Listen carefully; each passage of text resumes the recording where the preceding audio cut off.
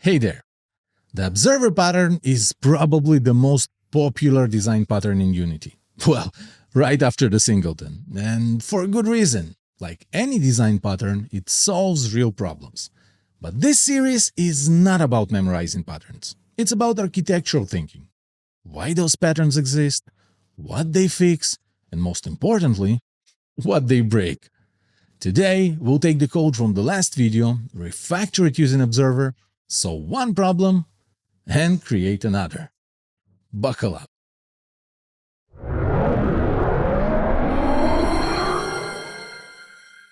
In the previous video, I showed how to escape dependency hell and organize everything in one place. If you haven't watched it, I highly recommend you do, the link is in the description. But this approach is far from ideal and is just the beginning. The feature I'm working on is pretty simple. When I collect a gem, I hear a special sound, my score increases, and every 2 gems I get a life. That's the feature.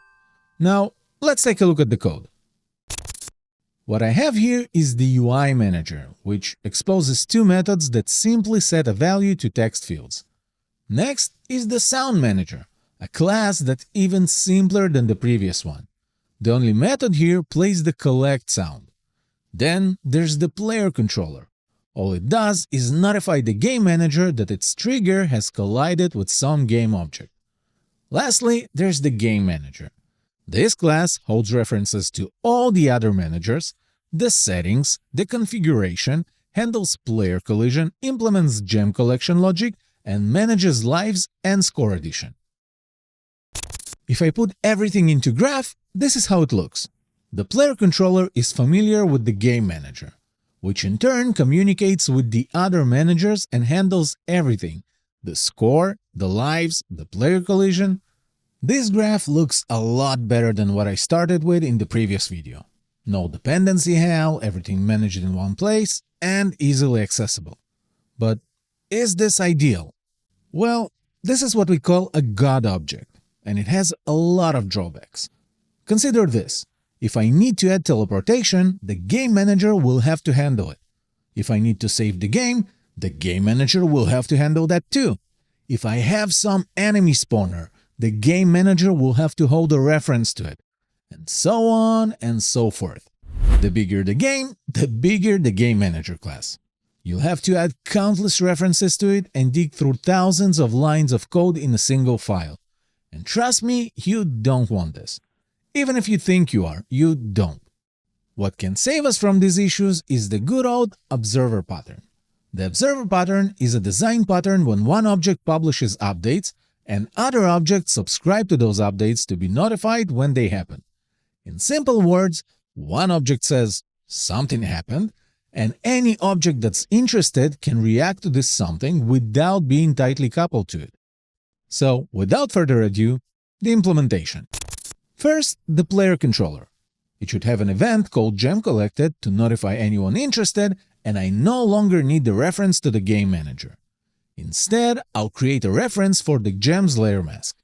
Since it doesn't have a reference to a game manager, the player controller will have to implement its own filtering logic in onTriggerEnter. An early exit if the collided object is not a collectible, otherwise I'll raise the gemCollected event. Let's also create a collectible controller. This will be a simple class that detects any trigger collision and disables itself. We don't even need to check what we've collided with. The gems are stationary and the only thing moving is the player. If in the future that's any different, this will be the place to change the behavior. But for now, this will do. Because we're using events, the sound manager can decide on its own when to play the collection sound. For that, I'll create a player controller serialized field and subscribe to its gemCollected event during onEnable. When a gem is collected, it'll play the sound.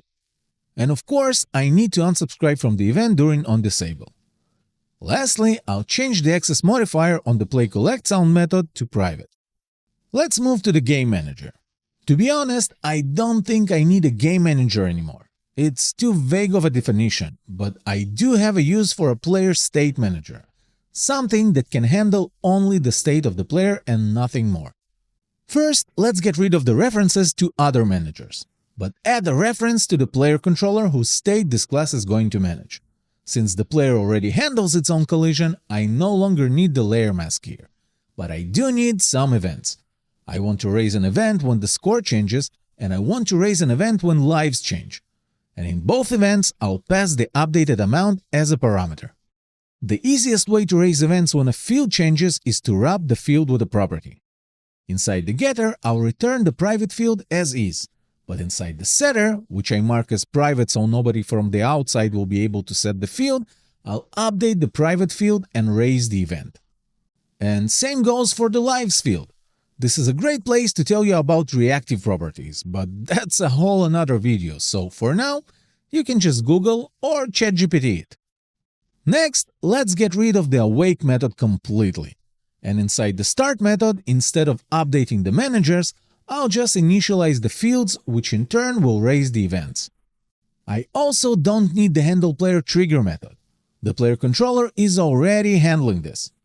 The content of collect gem is decentralized, so I'll delete this as well.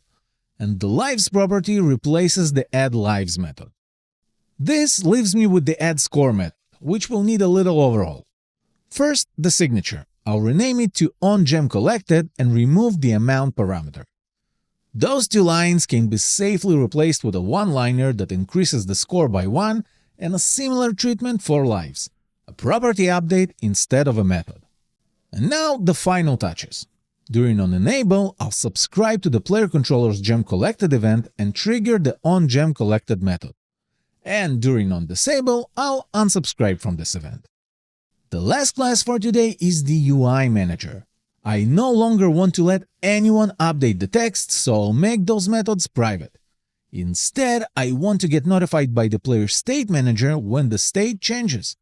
When the score changes, I'll update the score text, and when lives change, I'll update the lives text. And a finishing touch, unsubscribing from both events during onDisable. And that's it. Let's wire everything up in Unity. First, to update the player controller, I need to provide it with a collectible layer, gem in my case. The sound manager will need a reference to the player controller, as will the player state manager, and I'll also rename the game object. The UI manager requires a reference to the new player state manager. And we also have a new component, the collectible controller. I'll assign it to all of the gems in the scene. Now, I'm ready to test the setup. Just enter the play mode, wait a little, and now I can run around, collect gems, listen to the collection sound, and see my score and lives updating. Perfect! But was it worth it? Let's create a dependency graph with Mermaid.js to visualize the current state.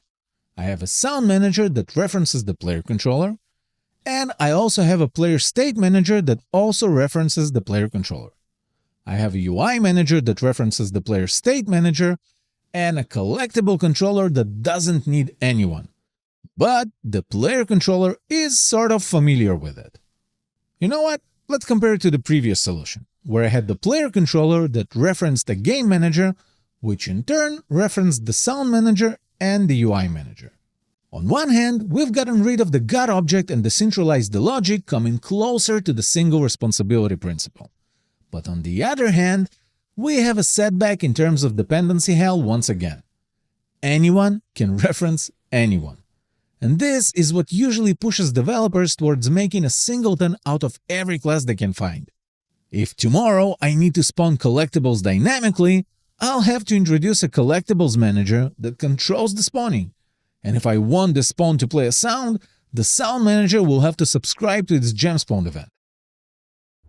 So, by decentralizing the logic, we're slowly drifting back towards dependency chaos, where everything can reference everything.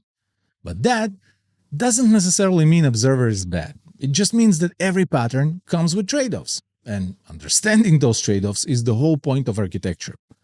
Next time, we'll try to fix the issues from this video using a pattern that's closely related to Observer, but takes very different approach. So subscribe if you don't want to miss it. And leave a like if this video was worth your time. Keep on creating, and I'll see you in the next one.